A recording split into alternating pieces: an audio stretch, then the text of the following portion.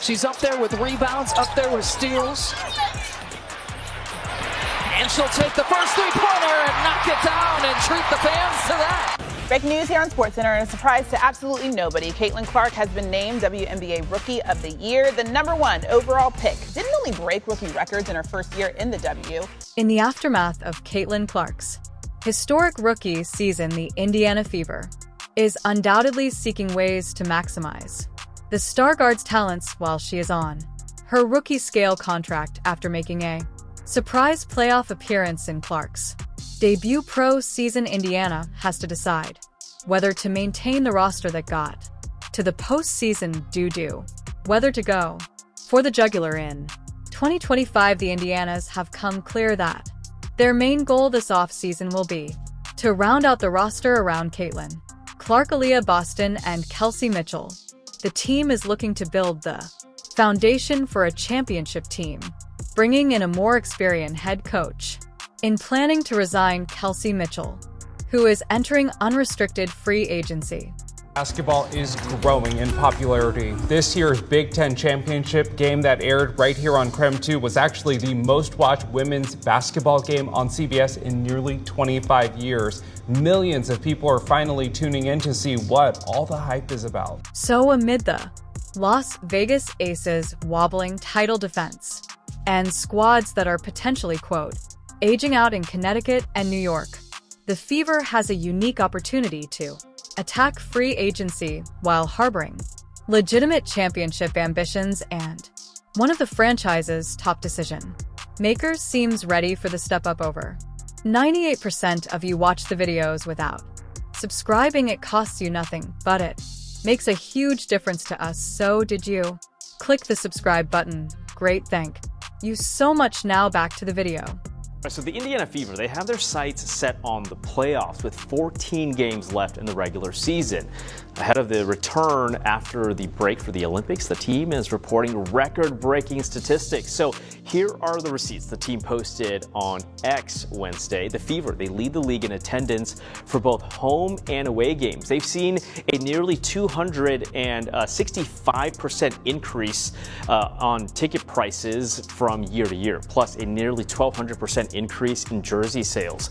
And this is really amazing. 800 million video views on social media between April and July. And get this, so this is the part that really was amazing, the most among any team in that time span as far as those video views in the WNBA, NBA, NFL, NHL, and MLB. Undoubtedly, women's basketball has exploded in popularity and more fans are tuning in, packing arenas and engaging in social media to watch their favorite teams and players. Indiana, in particular, has been the epicenter of the sport, with fans engaging with the Fever and their young stars in new ways, and the momentum shows no signs of slowing down as the team makes a push to return to the WNBA playoffs this season. This is a historic moment and inflection point for women's basketball, and there's nothing more fitting than Indiana being at the center of it all, because last season the Fever raised the bar for fan engagement across the league, and this year they look to contend for a title. The Indiana Fever are back in action tonight at Gainbridge Fieldhouse against the Las Vegas Aces. This comes after fans voted the Fever's broadcast team as best in the WNBA. WRTV's Griffin Gonzalez spoke with Pat Boylan about the honor and about this exciting season for the Fever. The Fever lead the league in attendance for both home and away games, with more than 186,000 fans attending a Fever home game since the season tipped off in May, the highest total in franchise history, and a 265 increase in attendance from last season. 4 Fever home games this season have set single-game records for sales at the Gainbridge Fieldhouse team store, and the team store has experienced a jump of more than 1,000% in net sales. The Fever holds the top spots in the league in social media engagement, video views, followers gained, and total followers, and since April the Fever has had more than 800 video views across platforms. Inbound Wheeler. Indiana needs a three. Wheeler tiptoeing the baseline out to Boston. Boston will hoist and send us. It's tough to gamble against Caitlin Clark. So how about Clark? Oh, she is so smooth. The team is ranked first among teams in the WNBA, NBA, NFL, NHL, or MLB in video consumption.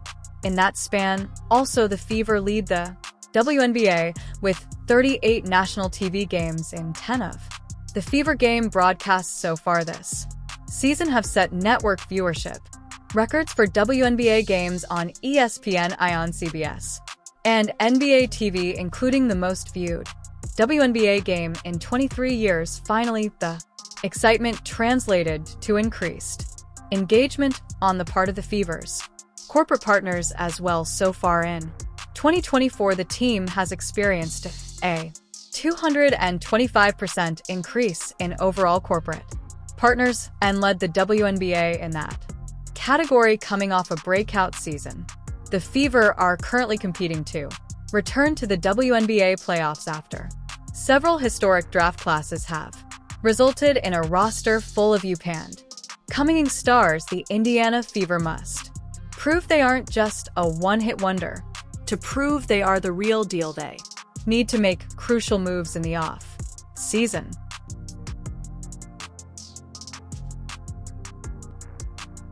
Indiana has the two former WNBA Rookie of the Year award winners Aaliyah Boston in 2023 and Caitlin Clark in 2024 as the franchise's young cornerstones. They hope to build around the two talents to bring back a winning culture in the basketball state. To take that next step, they need to make some moves. They struggled a lot at the beginning of the season, unable to find a rhythm with several key players. They also lacked experience and the presence of veteran players, which played a large role in their first playoff elimination to the Connecticut Sun. Too, the key moves can help Indiana become stronger. The Fever needs to stabilize the power forward position. A team can only have 12 players on the roster, meaning any new free agent signing is a big deal. So, who are the top players available? The 2025 WNBA free agent class is loaded with talent, including two-time MVP Breanna Stewart and career triple-doubles leader Alyssa Thomas, Joni Carrington, and Chindi Carter. Guards with whom Clark tussled during her rookie season are also out of contract, along with star forward Sata Sabali and WNBA all-time scoring leader Diana Taysai. Whether any of these particular players would love to play with Clark is unknown for certain at this time, but it is clear that the Fever are not planning to return to the WBA's basement and are actively seeking high-level players to join Clark and Aaliyah Boston in Indy. Talking about the experience, the Fever has a big decision to make with guard Kelsey Mitchell, or as questions remain on whether she'll resign with the team or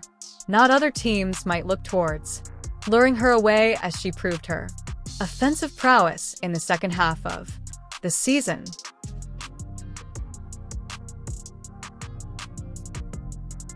However, she could be given a core designation, giving the Fever exclusive rights to her while she gets a Supermax deal.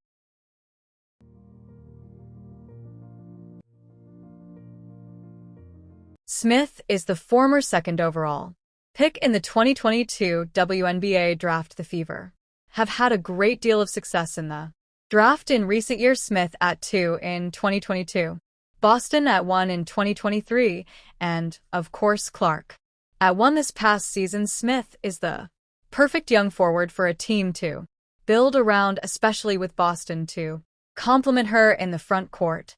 However, it is still unclear whether or not the Baylor product wants to be there. Thanks, Vera. 27 points in 26 minutes. I'm here with the Big Ten Player of the Year, Kelsey Mitchell. Your efficiency on offense is just so incredibly amazing to watch, but your team collectively turned them over and got points off turnovers. You had 29 points off of 21 turnovers. How important was your defensive effort today in the win? It was really important, knowing that how we did against them at Northwestern, how good they played together, and throughout the stretch, we just knew we had to get it on defense. Coffee is such a great player. Deary's such a great player, so we had to make sure those guys was at least playing a little faster than they do usually.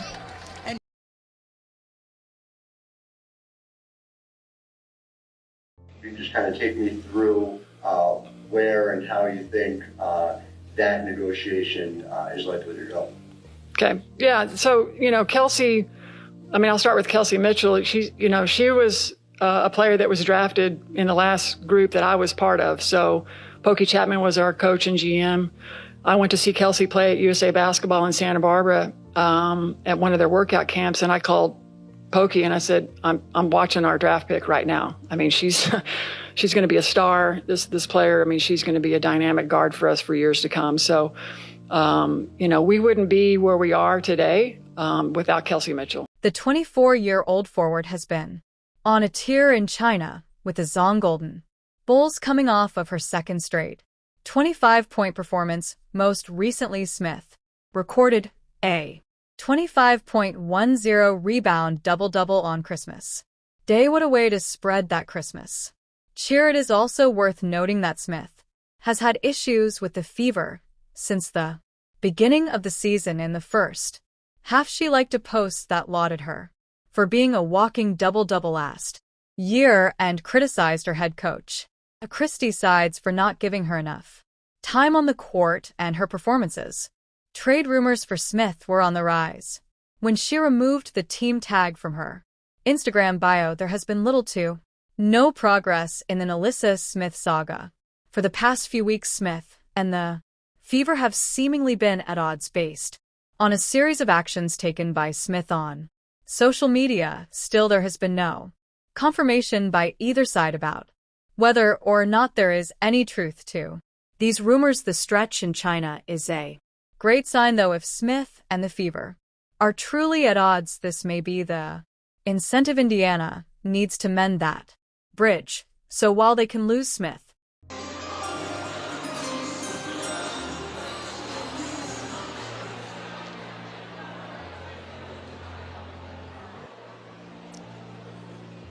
with the second pick in the 2022 WNBA draft, the Indiana Fever select NaLyssa Smith. They also lost Tammy Bennell for a majority of the season, who was a consistent defensive player and contributing scorer. She had 3 different injuries that kept her out, and she ended up playing only 22 games this season. This off-season, she is a restricted free agent, and if she decides to return to the Fever and can stay healthy, it can benefit Indiana. There are a lot of key power forwards who are unrestricted free agents this offseason, and they can be potential targets for Indiana. Coming on top is Natasha Howard. Just being there, it was huge for us just to say we were there as a young team. It just shows, what our future holds. She could be a name on the list, as she has become one of the best power forwards in the WNBA and is a Defensive Player of the Year winner. While she missed 6 weeks with an injury this past season, she averaged 17.6 points and 6.7 rebounds per game in 27 games for the Dallas Wings. Taylor cut off on the baseline. Smith shot fake the 3. Oh, look at the behind the back and the push shot. Smith showing off the moves. Following suit Nneka Okike, she is also an unrestricted free agent, and if the Fever can grab her, it would be significant for the team. The 2016 WNBA MVP averaged 16.7 points and 7.6 rebounds for the Seattle Storm this season. She has also spent her entire career on the West Coast, but the lure of playing with the young core can bring her to the Midwest. Before we move on, I like to ask you a small favor. If you appreciate this WNBA content, please take a second to like this video and subscribe to the channel. Indiana needs to find an upgrade at power forward and someone whose style of play fits better with Aaliyah Boston, but signing current WNBA players is not the only way teams can round out their rosters, though. And while the WNBA season is over, the EuroLeague women's season is just getting started. The EuroLeague women's season may be on a break right now due to the qualifying games for the next FBA Women's Eurobasket competition, but the league has already seen some young players put on a show. One of them in particular could be a great fit for the Indiana Fever. The Fever has been linked to some international players like Satu Sabol. This speculation has been due to some social media activity on her part, but even if it is not her, the Fever will likely go star hunting this offseason. Also, the Fever is making big moves on Janelle Salon. Salon could find similar success in the WNBA, especially with the right team. The Indiana Fever could be just that. They still need forwards next to their big three, and particularly someone who can play defense.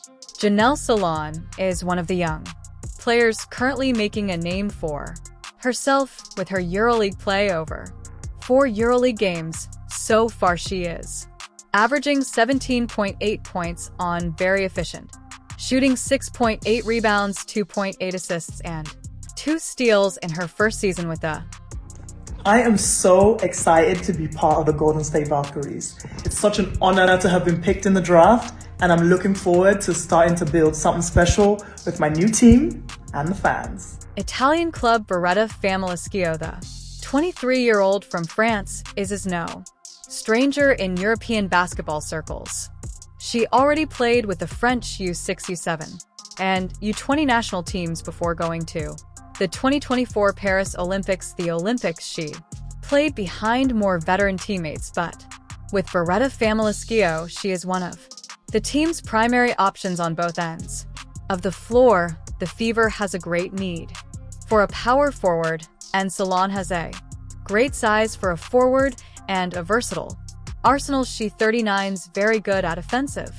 She is a true 3-level scorer with both post and guard skills. She has a good handle, which she can use for strong drives to the basket or to bring the ball up the court and push the pace. Defensively, Salon is just as versatile.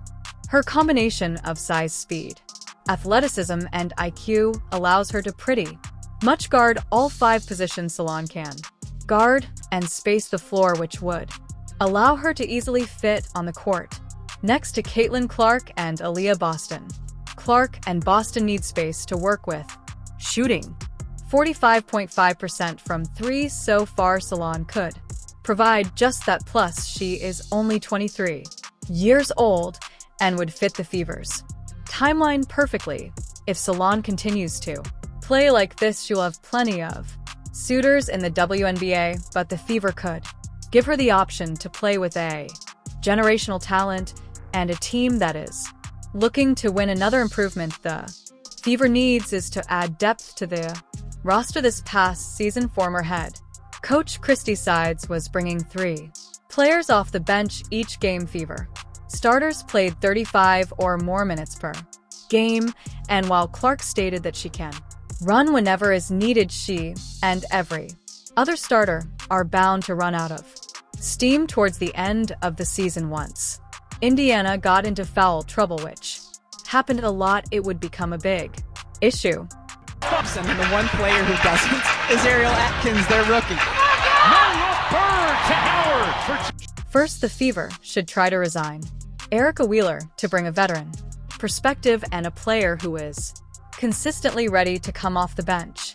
As a longtime Fever player, she can provide insight and help out with a young team. Another option is Kia Nurse, who has 6 years of experience in the WNBA but can also fit in exceptionally well with Kelsey Mitchell, less play style. While it may not be likely that they can land her, Alicia Clark would be a huge get for Indiana, as she can fit right in at the forward slot. Also, as a veteran, she can bring an experience and pass dominance in the league. She averaged a solid 6.0 points and 3.6 rebounds last season while playing a key role in the Las Vegas Aces squad. The Fever are quite good at picking in the WNBA draft, adding another key young rookie to the roster for next season can also help with the depth issue. Drafting a player like Jana Barker out of UCLA could be a boon. They can pair Boston with another young power forward with a dominant presence in the paint. She averaged 12.2 points and 7.6 rebounds last season while making a respectable 23 of 67 three-pointers. Another potential draft pick could be Azzi Fudd if she falls in the draft, and Indiana could grab her in 42 college games. She averaged 13.1 points, 2.4 rebounds, and 1.4 assists. While she has trouble staying healthy, she can be a vital addition to Indiana, as she can be a great long-term guard partner along with Clark. And you would think in order for them to have a deep run, they would need Brunson back at some point. Agumake able to finish. Ahead of April's WNBA draft, this year free agency period only gets more complicated with the addition of the latest WNBA team, the Golden State Valkyries, before an expansion draft on D6. Current WNBA teams can protect up to 6 players from being drafted by Golden State. The WNBA has a hard salary cap, so teams can 39 to go over that number at all, excluding low granted hardship exceptions. In 2024, each team was allocated $1.46 million. It is estimated the 2025 salary cap will be $151 million, a number likely to grow after a new collective bargaining agreement CBA is negotiated after the 2025 season. A new broadcast rights deal will also be negotiated after the 2025 season, which will undoubtedly inject the league with far more cash. What has become clear is that the Fever is now a desirable free agent destination with Clark and a young core at the helm. A new era has well and truly started for the Fever. Wet Championship follow. To get more WNBA updates, don't forget to like and subscribe to this channel. You can also share, because to know, click on the link showing on your screen. See you in the video. WNBA is getting a new team, the Golden State Valkyries. The team is set to make a slam dunk on the court in 2025, and the new president stopped by to chat about the exciting adventure underway with our very own Diane Sato. Take a look.